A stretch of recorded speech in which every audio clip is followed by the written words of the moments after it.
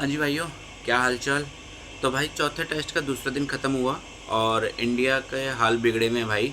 हमारी टीम नीचे लगी हुई है। 358 बनाए थे, जैसे तैसे बनाए थे, लग रहा था विकेट डिफ़िकल्ट है और हमारे बॉलर तो जीना हराम कर देंगे इंग्लैंड के बैटर्स का। पर कहीं ना कहीं इस पूरी सीरीज़ में 3 टेस्ट हो गए।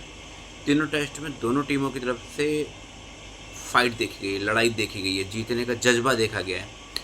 पर ये वाले मैच के अभी तक की कहानी ये रही है कि ऐसा लग रहा है कि इंडियन टीम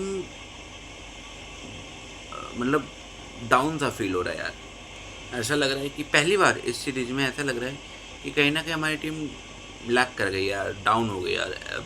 बैटिंग साइड भी, बॉलिंग साइड भी।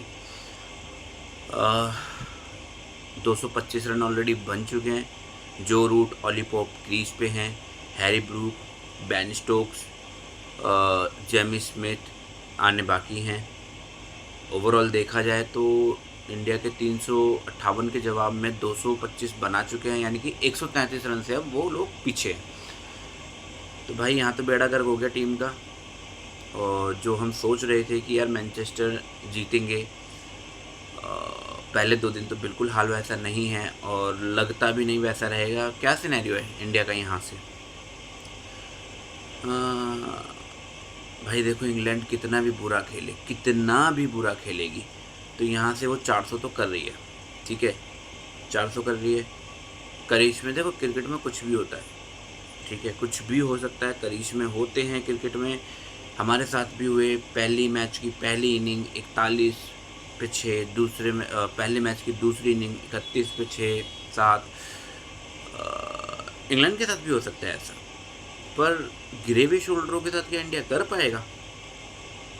सिनेरियो क्या है यार? देखो, अभी इंग्लैंड हमसे 133 रन पीछे है। जो रूट और ओली पोप खेल रहे हैं। इसके बाद आना है हैरी ब्रूक, आना है उसके बाद बेन स्टोक्स आना है, उसके बाद जेमी स्मिथ आना है। ठीक है, तो ओवरऑल देखा जाए तो यहाँ से 225 पे 2 है इंग्लैंड। अब इंडिया को जैसे तैसे करके कुछ भी करो, कैसे भी, अगर इंडिया को इस मैच में आगे रहना है या कम बैक करना है, तो इंग्लैंड को 400, 450, हद मार के 450, इससे ऊपर इंग्लैंड को नहीं जाने देना है। क्योंकि भाइयों, अगर 450 इंग्लैंड करता है, ठीक है, यानी कि यहाँ से 200, 250 रन और, अगर सॉरी, हाँ, 200, 250 रन और, तो कहने का मतलब ये है इंग्लैंड के पास सेकंड इनिंग में 100 रन की लीड होगी।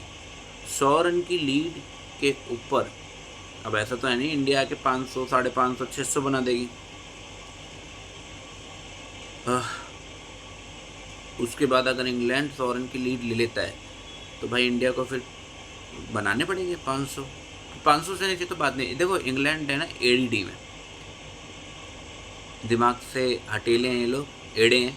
ठीक है, ये बैच बॉल अब इनके फितूर चढ़ गया तीसरे टेस्ट मैच के बाद से। तो इन्हें लग रहा है कि भाई इस मैच में बैच बॉल ही खेलेंगे भाई। और अभी तक खेले 46 ओवर में 225 रन, बैच बॉल की ही निशानी है प्रभु। तो खेले हैं बैच बॉल। और अभी तो ये है कि अगर इंडिया 100 रन की लीड के नीचे आती है, तो इनको फिर 500, 550 करने पड़ेंगे, क्योंकि टारगेट देना पड़ेगा 400 से ऊपर का। क्योंकि अगर इंडिया 500, 550 करती है, देखो 225 रन की बात है, तो कल अगर हम ये कह रहे हैं कि इंग्लैंड 450 पर निपट रही है, इसका मतलब कल टी के बाद इंडिया की बैटिंग आ रही है। ठीक है, और इंडिया की बैटिंग टी के बाद आ रही है, तो इंडिया 500, 550 के लिए कम से कम टी के बाद का सेशन, चौथा दिन पूरा, और जहाँ तक है 5वें दिन की स्टार्टिंग तो लेगा। ठीक है, हाँ, बाकी कह नहीं सकते। बाकी भाई देखो, जायसवाल, गिल और पंत के ऊपर है, कितना तेज खेलते हैं ये। ठीक है, पंत पे अलग से आएंगे, पंत पे एक अलग से डेडिकेटेड वीडियो भी बनाई है, उसको भी चेक कर सकते हैं आप। इन तीनों के ऊपर बात होगी भाई, और स्कोर देखना पड़ेगा। ठीक है, कितना तेज़ इंडिया इनकी लीड उतार के, कितना तेज़ इन पे 400 रन की, 425 रन की लीड चढ़ाता है। जो कि देखो, हम तो ख्याली पुलाव पर पका रहे हैं, पहले तो इनको आउट करना है। ठीक है, क्योंकि अगर इंग्लैंड को 400 सवा 400 को टारगेट क्यों कह रहे हैं हम, क्यों कह रहे हैं इंडिया को 550 बनाने पड़ेंगे, अगर अगर 100 रन की लीड लेती है इंग्लैंड तो वो इसलिए कि भाई ये इंग्लैंडी ये बावले हैं, ठीक है, ये बेसबॉल खेल रहे हैं, खेलेंगे बेसबॉल, और ये जाएंगे, ये 400 सवा 400 के चेस के लिए जाएंगे, ठीक है। और ठीक है यार, एक इनिंग ख़राब हुई हमारे बैट्समैनों की, एक इनिंग ख़राब हुई हमारे अभी तक की जो है वो बॉलरों की, तो ये गारंटी नहीं है ना कि सेकंड इनिंग में भी हमारी ख़राब बैटिंग या ख़राब बॉलिंग होगी। अभी तक तो हमने अच्छा क्रिकेट खेला है, इनफैक्ट दोनों ही टीमों ने अच्छा क्रिकेट खेला है, इंडिया ने ज़्यादा अच्छा खेला है। इंडिया ने जो गलतियाँ की हैं ना वो ऐसे पॉइंट पे की हैं जहाँ से आप मैच हार या जीत सकते हो। पहले मैच में 6-6 7-7 कैच छोड़ना, तीसरे मैच में वो एक 30-35-40 रन की इनिंग का ना होना किसी भी बैट्समैन की, अगर वो होती तो शायद हम, अगर ये 6-7 कैचें ना छूटती पहले मैच में और तीसरे मैच में अच्छी इनिंग आती कोई 30-40-35 रनों की, तो इंडिया 3-0 से आगे होता। पर ठीक है, इंडिया ने गलती ऐसी जगह करी है जहाँ से मैच हारा गया है, ठीक है।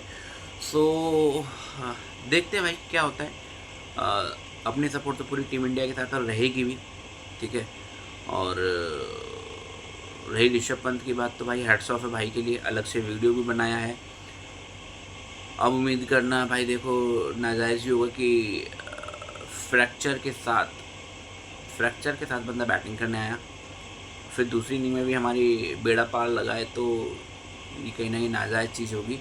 पर ठीक है भाई, टीम के लिए खेल रहा है भाई, टीम को ज़रूरत है, देश के लिए खेल रहा है भाई, देश को उसकी ज़रूरत है और वो करेगा भी। देखते हैं भाई, करने पड़ेंगे। इंग्लैंड को पहले तो लोगों 400, अगर इंग्लैंड को हम 400 तक रोकने में कामयाब हुए तो इससे अगर कोई कहता है कि भाई इंग्लैंड 400 पे ऑल आउट ले लो, तो भाई ले लो, 40-50 रन की लीड मान जाओ।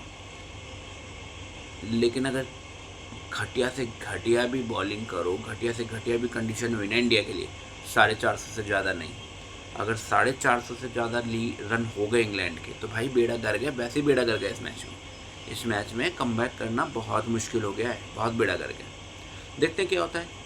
कल टीम खेलेगी दोबारा, कल चौथे टेस्ट का तीसरा दिन है, कल मिलेंगे लंच के बाद, देखते हैं भाई क्या होता है। Good luck team India.